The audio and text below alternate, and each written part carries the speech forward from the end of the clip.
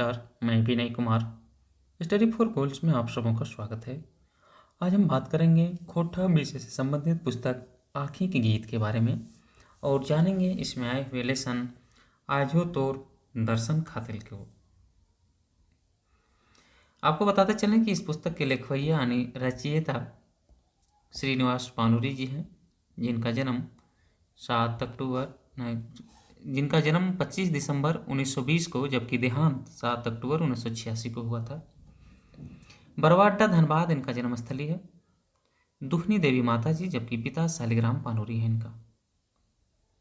इनके द्वारा रचित कुछ रचना है जिसमें बाल किरण, दिव्यज्योति, तितकी, राम कथामृत, चाबी काठी और उद्भासल करण है।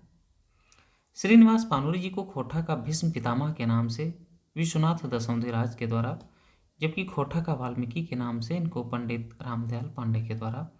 आगे देखते हैं आज के आए हुए लेसन आज हमार मने परल, यानी आज हमको याद आया। आज हमको मन पड़ा कहने का मतलब है याद आना किसी चीज़ का।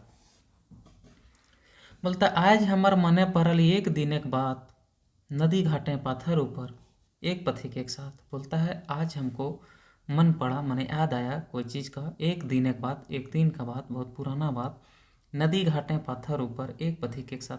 बोलता है नदी के ऊपर, पत्थर के ऊपर बैठा हुआ, नदी के बगल में नदी घाट यानी नदी के घाट में पत्थर के ऊपर एक पथिक के साथ, एक राहगीर के साथ बैठा था और इसको याद आ गया एक दिन का बात। क्या बात आता है भाई, देखते हैं आगे जाके। बोलता है बाढ़ल जाहल नदी का धार, छाती तरंगे एक दल। बोलता है बढ़ा जा रहा था नदी का धारा जो है एकदम तेजी के साथ। बाढ़ल जाहल नदी का धार, छाती तरंगे एक दल, रकम रकम खेले रत, काने मधुर कल कल। बोलता है कान में मधुर आवाज़ जो है, कल कल का आवाज़ सुनाई दे रहा था जो नदी बह रहा था उसे। अचल अटल तटेक पाथल, पासे पीपर गाछ। बोलता है नदी के किनारे जो पत्थर था वो अचल यानी अटल, कहीं ना हिलने डुलने लायक जो था, और पीपल का पेड़ था कहाँ पर, नदी के किनारे में। वही बोलता है अचल अटल तटेक पाथल पासे पीपर गाछ, कहाँ जाहल ककर ठिन, कहे ककर बात। बोलता है कहाँ जा रहा था, किसके पास जा रहा था और किसका बात बोल रहा था।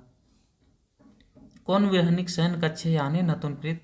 बोलता है किन विरहनी का यानी कोई प्रेमिका का बात कर रहा है, उसके शयन कक्ष यानी सोने वाले कमरे में जा रहा था और वहाँ पर क्या नया प्रीत लाता, उसका नया प्रेम बिखेरता। चंदन पर से शीतल होत ककर चरल प्रात। बोलता है चंदन पर से यानी चंदन के छाया के जैसा किसका देह, किसका शरीर जो है जला हुआ जो है क्या होगा, शीतल हो जाएगा यानी उसको आनंदित हो जाएगा। जिस विरहनी के कक्ष में कौन जाएगा, इसका प्रेमी जाएगा, उसको प्यार मिलेगा। इन सारी बातों को कवि कहने की कोशिश कर रहे हैं। इसलिए आपको बताते चलें कि इसको अगर हम लोग इस तरह से देखें तो कह सकते हैं कि बोलता है कवि इसमें कि आज मुझे याद आती है कि एक दिन की बात, बहुत पुराना बात याद आ रहा है।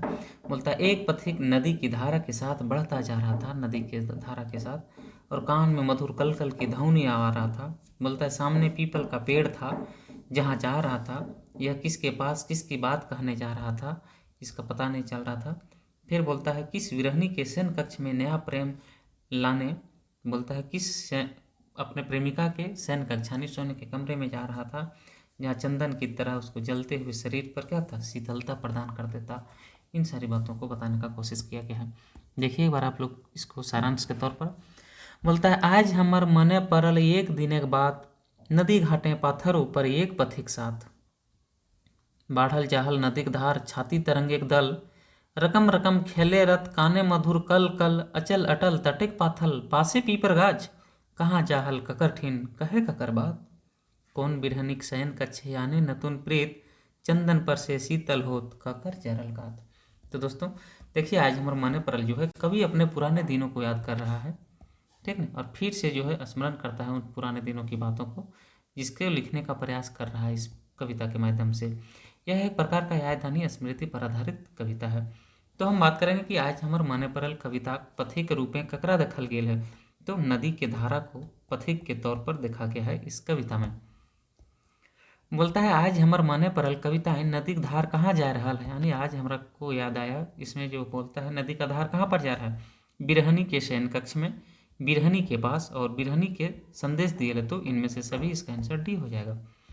वहीं अगर बात करें कि आज हमार मने परल में, मने परल कर माने की होता, मैंने मने परल का मीनिंग क्या होगा इसका, तो याद आवे के, स्मरण आवे के, स्मृति, तो सभी इनमें से सभी इसका आंसर हो जाएगा। तो दोस्तों आपको हम बताते चलें कि स्टडी फॉर गूगल के टेलीग्राम चैनल पर डेली क्यूज कराया जा रहा है, जहां पार्टिसिपेंट बन सकते हैं। खोट्टा के 50 फुल लेंथ टेस्ट मात्र 199 रुपये में उपलब्ध करा दिया है। उसको आप स्टडी फॉर गूगल के ऐप को डाउनलोड करके यहाँ से परचेज करके टेस्ट को लगा सकते हैं। देखते रहिए, समझते रहिए खोट्टा के विषय वस्तु को। तब तक के लिए आप सबों को धन्यवाद।